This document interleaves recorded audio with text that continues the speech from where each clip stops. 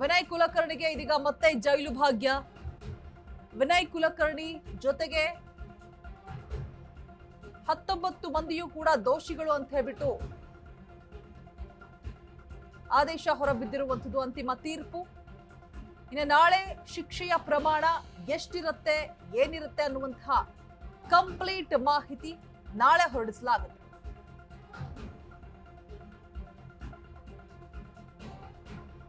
ಹತ್ತೊಂಬತ್ತು ಮಂದಿ ಕೂಡ ದೋಷಿಗಳು ಅಂತ ಹೇಳ್ಬಿಟ್ಟು ಫೈನಲ್ ಆಗಿ ಆದೇಶ ಹೊರಬಿದ್ದಿರುವಂತದ್ದು. ನಾಳೆಯ ಶಿಕ್ಷೆಯ ಪ್ರಮಾಣ ಪ್ರಕಟ ಮಾಡಲಿರುವಂತಹ ಕೋರ್ಟ್. ವಿನಯ್ ಕುಲಕರ್ಣಿಗೆ ಇದೀಗ ಮತ್ತೆ ಜೈಲು ಭಾಗ್ಯ. ಸೊ ಏನಾಗಬಹುದು ಅನ್ನುವಂತಹ ಫೈನಲ್ ಆದೇಶಕ್ಕೋಸ್ಕರ ಕಾತರರಾಗಿದ್ವಿ.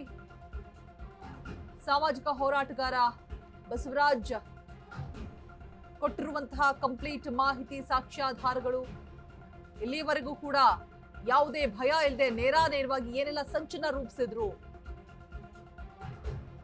ಕೇಸ್ ಯಾವ ರೀತಿಯಾಗಿ ತಿರುವನ್ನ ಪಡ್ಕೊಳ್ತು, ಇಷ್ಟು ವರ್ಷಗಳ ಕಾಲ ಕಾದಿದ್ದಕ್ಕೂ ಕೂಡ ಫೈನಲ್ ಆಗಿ ವಿನಯ್ ಕುಲಕರ್ಣಿ ದೋಷಿ ಅಂತ ಹೇಳ್ಬಿಟ್ಟು ಪ್ರೂವ್ ಆಗಿದೆ. ಅಷ್ಟು ಬರ್ಬರವಾಗಿ ಮಾಡಿರುವಂತಹ ಹತ್ಯೆ ರಾಜಕೀಯ ವೈಷಮ್ಯದಿಂದಾಗಿ. ಸೊ ಇನ್ನು ಮುಂದೆ ಯಾರೇ ಏನೇ ಈ ರೀತಿಯಾಗಿ ಸಂಚನ ರೂಪಿಸೋದಕ್ಕೂ ಮೊದಲು, ಅಮಾಯಕ ಜೀವವನ್ನ ಬಲಿ ತೆಗೆದುಕೊಳ್ಳೋದಕ್ಕೂ ಮೊದಲು ಒಂದು ಬಾರಿ ಅಲ್ಲ 100 ಬಾರಿ ಯೋಚಿಸಬೇಕು. ನಾವ್ ಏನೇ ಮಾಡಿದ್ರೂ ಗೊತ್ತಾಗೋದಿಲ್ಲ, ಸಾಕ್ಷಿಗಳನ್ನ ನಾಶ ಮಾಡ್ತೀವಿ. IPC 120B ಅನ್ವಯ ವಿನಯ್ ಅಪರಾಧಿಕ ಒಳಸಂಚು ಆರೋಪ ಸಾಬೀತಾಗಿದೆ. ವಿನಯ್ಗೆ ಜೀವಾವಧಿ ಶಿಕ್ಷೆ ಆಗುವಂತಹ ಸಾಧ್ಯತೆ ಇದೆ ಅಂತ ಹೇಳಲಾಗ್ತಾ ಇದೆ.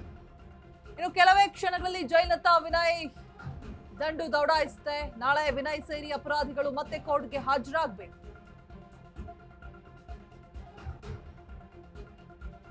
ಸೊ IPC 120B ಅಡಿಯಲ್ಲಿ ವಿನಯ್ ಅಪರಾಧಿ ಅಂತ ಸಾಬೀತಾಗಿದೆ. ಅಪರಾಧಿಕ ಒಳಸಂಚು ಆರೋಪ ಕೂಡ ಸಾಬೀತಾಗಿದೆ. ವಿನಯ್ಗೆ ಜೀವಾವಧಿ ಶಿಕ್ಷೆಯಾಗುವಂತಹ ಎಲ್ಲಾ ಸಾಧ್ಯತೆಗಳು ಕೂಡ ಇದೆ. ಇನ್ನು ಕೆಲವೇ ಕ್ಷಣಗಳಲ್ಲಿ ಜೈಲತ್ತ ವಿನಯ್ ದಂಡು ಆಗಮಿಸಲಿದೆ. ನಾಳೆ ವಿನಯ್ ಸೇರಿ ಅಪರಾಧಿಗಳು ಮತ್ತೆ ಕೋರ್ಟ್ಗೆ ಹಾಜರುಪಡಿಸಲಾಗುತ್ತೆ. ಜೀವಾವಧಿ ಶಿಕ್ಷೆ ವಿಧಿಸಬಹುದು.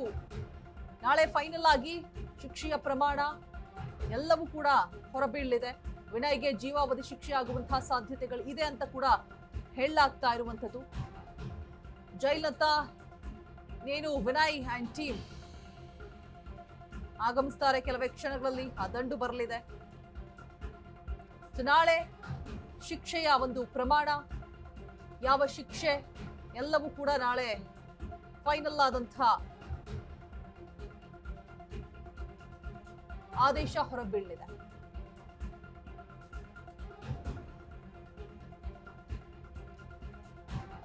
ಮತ್ತೆ ನಾಳೆ ಅಪರಾಧಿಗಳು ಮತ್ತೆ ವಿನಯ್ ಕೋರ್ಟ್ಗೆ ಹಾಜರುಪಡಿಸಬೇಕು. ಫೈನಲ್ ಆಗಿ ಇದೀಗ IPC 120B ಅನ್ವಯ ವಿನಯ್ ಕುಲಕರ್ಣಿ ಅಪರಾಧಿ ಅನ್ನುವಂಥದ್ದು ಫೈನಲೈಸ್ ಆಗಿದೆ. ವಿನಯ್ಗೆ ಜೀವಾವಧಿ ಶಿಕ್ಷೆ ಆಗುವಂತಹ ಸಾಧ್ಯತೆಗಳು ಇದೆ ಅಂತ ಒಂದ್ ಕಡೆ ಕೇಳಿ ಬರ್ತಾ ಇದೆ. ಸೊ ನಾಳೆ ಫೈನಲ್ ಆಗಿ ಯಾವ ಶಿಕ್ಷೆ ಆಗುತ್ತೆ, ಶಿಕ್ಷೆಯ ಪ್ರಮಾಣ ಎಷ್ಟಿರುತ್ತೆ ಅನ್ನುವಂತಹ ಕಂಪ್ಲೀಟ್ ಮಾಹಿತಿ ನಾಳೆ ಫೈನಲೈಸ್ ಆಗುತ್ತೆ. ವಿನಯ್ ಸೇರಿ ಅಪರಾಧಿಗಳನ್ನ ನಾಳೆ ಕೋರ್ಟ್ಗೆ ಹಾಜರುಪಡಿಸಲಾಗುತ್ತೆ ಕೂಡ.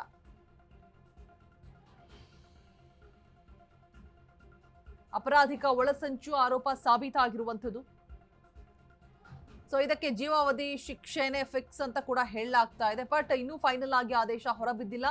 ನಾಳೆ ಫೈನಲ್ ಆಗಿ ಶಿಕ್ಷೆಯ ಪ್ರಮಾಣ ಏನು ಶಿಕ್ಷೆ ಆಗುತ್ತೆ ಅನ್ನುವಂಥದ್ದು ನಾಳೆ ಗೊತ್ತಾಗಲಿದೆ. ಸೊ ಈಗ ವಿನಯ್ ಮತ್ತೆ ಆ 19 ಜನ ಏನು ಅಪರಾಧಿಗಳು ದೋಷಿ ಅಂತ ಪ್ರೂವ್ ಆಗಿದ್ದಾರೆ. ಸೊ ಅವರೆಲ್ಲರೂ ಕೂಡ ಇದೀಗ ಜೈಲಿನತ್ತ ಹೋಗ್ತಾ ಇರುವಂಥದ್ದು. ಏನು ಕೆಲವೇ ಕ್ಷಣಗಳಲ್ಲಿ ಜೈಲಿಗೆ ಆಗಮಿಸಲಿದ್ದಾರೆ.